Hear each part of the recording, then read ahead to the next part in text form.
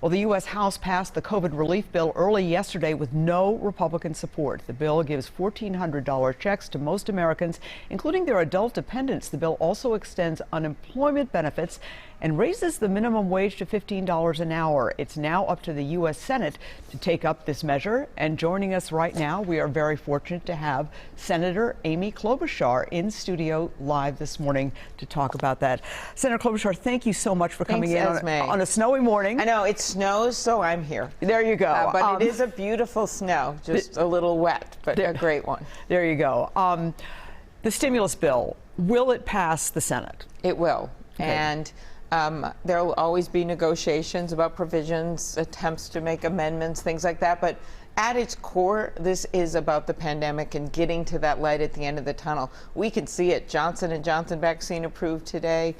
We've got more and more vaccines. I think since Joe Biden became president, a 70% increase in the percentage of vaccines going to the states. But we know that people are so anxious to get the vaccine, and they should be. We need to get it out there. This bill will help with that, and it will also put us in a much better position economically so we can bounce back more quickly once we're back to normal. And I know a lot of people looking forward to those $1,400 checks, but it does sound like the $15 minimum wage won't go through on this particular bill. Well, I support raising the minimum wage, but what's happened here is the Senate has these strict rules about what can be included and what can't with the process that we're using right now. I think we should change some of those rules myself, but that would take a long discussion and another show. But the point is that we'll have to consider that separately. Maybe in the next few months, in the next few weeks, there may be other ways to do it, but we need to increase the minimum wage. It hasn't been increased for over a decade since I first got to the Senate. Okay. We all have followed the Senate Rules Committee investigation, which you are now the chair of that committee, looking into what happened on January 6th. What is your main takeaway from the hearing that you chaired? That this can never happen again. That there was information that should have been in the hands of the people making decisions. We just found out that the police chief, who's no longer the police chief but did testify at my hearing, didn't even know about the FBI memo the day before that basically said there was information out there, significant information, that these rioters wanted to go to war against the Capitol. Why the National Guard wasn't put in place, and then even that day when they made the call, there was hours of delay. So this week we're having a second hearing with high-ranking officials from FBI, Defense Department, and Homeland Security.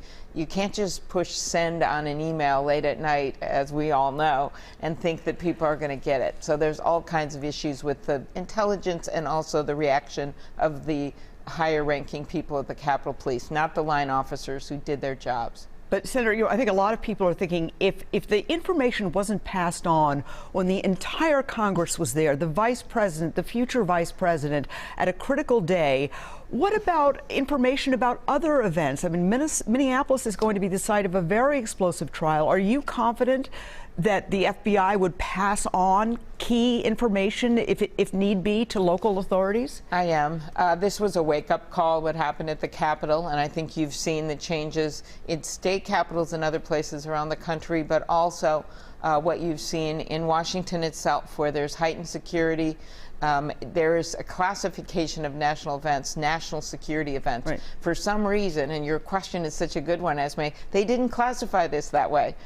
They just treated it like a normal counting of the Electoral College votes, when in fact the President of the United States had told people to come, told them to go wild in the weeks leading up to it. They knew tens of thousands of people were coming. They themselves said that days before this.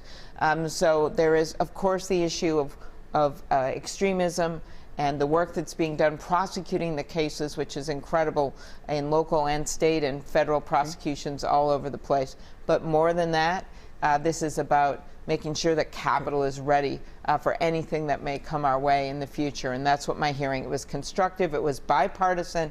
We had agreed on everything, the Democrats and Republican leaders of the committee. That was really important to me. Okay.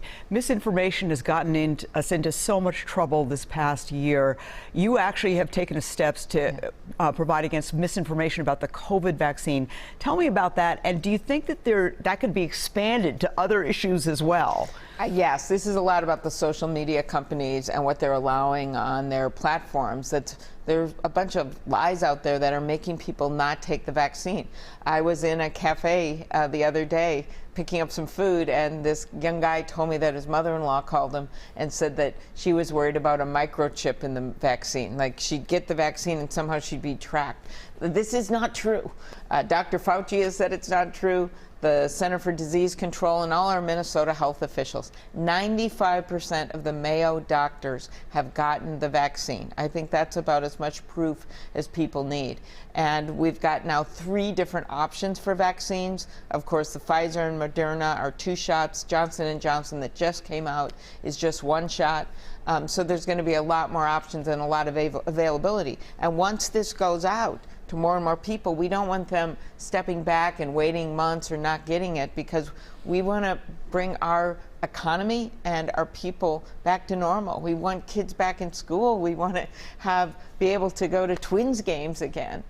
There's all kinds of things that people, their county fairs, church, synagogue, mosque, everything has been shut down or changed. I'm going to go visit my dad today for the first time inside because those rules have changed since this started. I've met with him outside. So you haven't actually seen him physically? I've seen him outside. Wow. Outside of the place. But not inside because of the rules, and until he got COVID, and so I visited him, so that was all kinds of other things, which he recovered from at age 92, go figure. But it is, there's been a lot of rules in place. Well, we certainly wish you well. We wish him well, obviously, the famed Jim Klobuchar, so please give him our best regards. Thank you so much, Senator, for stopping by. We really appreciate it, in the snow and all. Thank you. Okay.